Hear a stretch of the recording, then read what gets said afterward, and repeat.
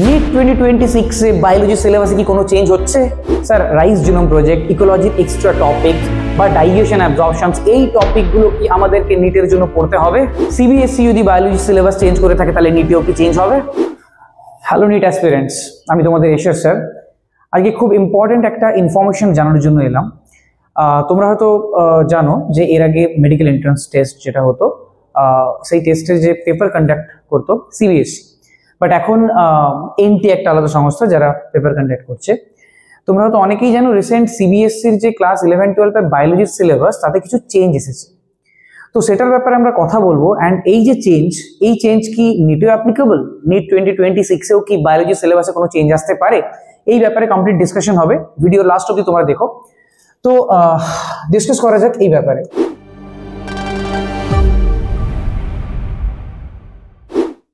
CBSE তাদের official ওয়েবসাইটে বায়োলজির যে নিউ সিলেবাসটা আপলোড করেছে, আমরা একবার সেই সিলেবাসটাতে যাই। তো এখানে আমরা যে জিনিসটা দেখতে পাচ্ছি, ক্লাস 11-এর যে সিলেবাস, যে চ্যাপ্টার্সগুলো ক্লাস 11-এ ছিল সেই চ্যাপ্টার্সগুলো সবই আছে, তাতে কোনো রকম চেঞ্জেস হয়নি। বাট একটা জায়গায় একটা চেঞ্জ আছে, চেঞ্জটার ব্যাপারে আমরা একটু ডিসকাস করবো। সেটা হচ্ছে ডাইজেশন অ্যান্ড অ্যাবজর্পশন। তো এই ডাইজেশন অ্যাবজর্পশন আমরা সবাই জানি যে এই চ্যাপ্টারটা অলরেডি 2-3 বছর আগেই এনসিইআরটি থেকে ডিলিট করা হয়ে গেছে। তো এই চ্যাপ্টারটা আমাদেরকে বেসিক্যালি 11-এ পড়তে হতো না। বাট এরা এখানে মেনশন করেছে যে এই চ্যাপ্টারটা থেকে থিওরিটিক্যালি কোনো কোশ্চেন্স আসবে না, ভাইভাতে কোশ্চেন জিজ্ঞেস করতে পারে। তো সেটার জন্য এই চ্যাপ্টারটা আমাদের পড়ে যেতে হবে। এটা ক্লাস 11-এর চেঞ্জ। এরপরে আমরা আসছি ক্লাস 12-এ। তো দেখা যাক ক্লাস 12-এ কি কি চেঞ্জ এসছে। ক্লাস 12-এ কয়েকটা খুব মেজর চেঞ্জ আছে, সেটার ব্যাপারে আমরা একটু ডিসকাস করব। ক্লাস 12-এ মলিকুলার বেসিস অফ ইনহেরিটেন্স, আমরা সবাই জানি নিটে এই চ্যাপ্টারটা খুব বেশি ইম্পর্টেন্স আছে।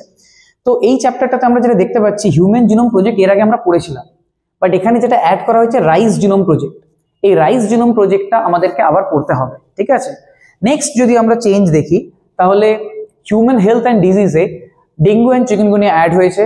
অ্যান্ড তার সাথে মাইক্রোবস ইন হিউম্যান ওয়েলফেয়ার, এই যে চ্যাপ্টার, এখানে অ্যান্টিবায়োটিক প্রোডাকশনের সাথে জুডিশিয়াস ইউজ, এটাও অ্যাড হয়েছে। সো এই জায়গাটাও আমাদেরকে পড়তে হবে। এরপরে যদি নেক্সট আমরা দেখি বায়োটেক অ্যাপ্লিকেশনস, যেখানে স্টেম সেল টেকনোলজি অ্যাড হয়েছে, যেটাও আমাদের পড়তে হবে। অ্যান্ড লাস্ট ইকোলজি যে ইউনিট, এই ইকোলজিতে biosphere reserve and Ramsar sites, এই দুটো অ্যাড হয়েছে। সো এই হচ্ছে ক্লাস 12-এ যে চ্যাপ্টার্সগুলো অ্যাড হয়েছে সেগুলোর ব্যাপারে আমরা বললাম। এই টপিকগুলো আমরা কোথা থেকে পড়বো, তার জন্য সিবিএসই কিন্তু বায়োলজি সাপ্লিমেন্টারি মেটেরিয়ালও আপলোড করে দিয়েছে। তো সেই সাপ্লিমেন্টারি মেটেরিয়ালে আমরা দেখতে পাচ্ছি কি কি জিনিস অ্যাড হয়েছে। তো আমরা এটার ব্যাপারে একটু ডিসকাস করবো। আচ্ছা, এখানে অনেকগুলো জিনিস অ্যাড হয়েছে, যেমন রিপ্রোডাকশন ইন অর্গানিজম, এই চ্যাপ্টারটা অলরেডি ডিলিটেড আমাদের। বাট এই চ্যাপ্টারে কতগুলো জিনিস যেগুলো আমাদের অন্য চ্যাপ্টারের সাথে লিঙ্কড আছে, সো সেই টপিকগুলো এরা এখানে মেনশন করে দিয়েছে আর একটু ডিটেলসে। যেমন তার মধ্যে স্পোরুলেশনস আছে, ইউনিপ্যারেন্টাল বাইপ্যারেন্টাল কন্ডিশনস কি হয়, ফ্র্যাগমেন্টেশন, রিজেনারেশনস কি হয়, মানে এগুলো অলরেডি আমরা ক্লাসে ডিসকাস করেছি। তার সাথেও এখানে ডিটেলসে বলা আছে। Next polygenic inheritance. এই পলিজেনিক ইনহেরিটেন্স, এটা আমরা জেনেটিক্স পড়ানোর সময় খুব ডিটেলসে স্টাডি করেছি, বাট এখানে কিন্তু পলিজেনিক ইনহেরিটেন্সটা খুব ডিটেলসে এরা মেনশন করেছে। সো এই জায়গাটাও আমাদেরকে কভার করে যেতে হবে, ঠিক আছে? নেক্সট আর কি কি অ্যাড হয়েছে দেখা যাক। এখানে প্রিন্সিপাল অফ ইনহেরিটেন্স ভ্যারিয়েশনস, এখানে প্লিওট্রপি, সেক্স ডিটারমিনেশনস অফ হানিবি, এই যে পোর্শনগুলো আমরা বলবো স্যার এগুলো তো অলরেডি এনসাইডে আছে, বাট এখানে আরো অনেকটা ডিটেলসে অ্যাড করা হয়েছে। থ্যালাসেমিয়া, তার যে টাইপসগুলো আলফা, বিটা, ডেল্টা থ্যালাসেমিয়া, এইগুলোর ব্যাপারে অনেকটা ডিটেলসে বলেছে। বা ডেঙ্গু চিকেনগুনিয়া যে ডিজিজগুলো অ্যাড করা হয়েছে, সেই ডিজিজগুলো কিন্তু এখানে ডিটেলসে বলে দিয়েছে। সো এর জন্য আমাদের এক্সট্রা কোনো বই কেনার দরকার নেই। মলিকুলার বেস অফ ইনহেরিটেন্সের রাইস জিনোম প্রজেক্ট, যেটার ব্যাপারে আমি বলছি, রাইস জিনোম প্রজেক্ট কিন্তু এখানে পুরোপুরি মেনশন করা হয়েছে, ডিটেলসে বলা আছে। তাছাড়া ইভলিউশনসের কয়েকটা টপিক এখানে অ্যাড হয়েছে, evidence from embryology, molecular evidence in ইভলিউশনস, modern synthetic theory of ইভলিউশনস, এই টপিকগুলো এখানে সমস্ত অ্যাড হয়েছে। অ্যান্ড অনেকটাই ডিটেলসে এরা এখানে এক্সপ্লেন করেছে। অ্যান্ড মাইক্রোবস চ্যাপ্টার, যেটা কথা আমরা বললাম, যেখানে antibiotics and the judicious use, এই টপিকটাও এখানে অ্যাড করে দিয়েছে এরা।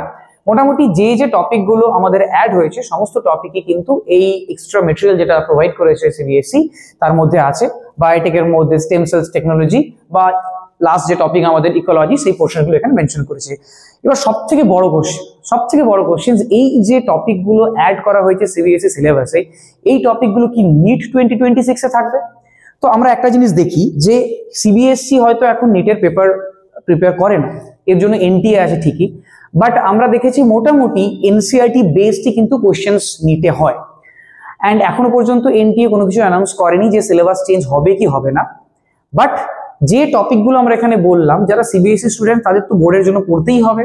সো আমরা যদি এটা পড়ে রাখি তাহলে আমাদের কিন্তু কোনো ক্ষতি নেই, ঠিক আছে। দু একটা এক্সট্রা জিনিস যদি পড়ে রাখি তাতে কোনো ক্ষতি হবে না। যদি এরপরে 1 মাস 1.5 মাস বাদে এনটিএ অ্যানাউন্স করে যে এই টপিকগুলো অ্যাড হয়ে, তাহলে আমরা কিন্তু অলরেডি এগিয়ে থাকতে পারবো।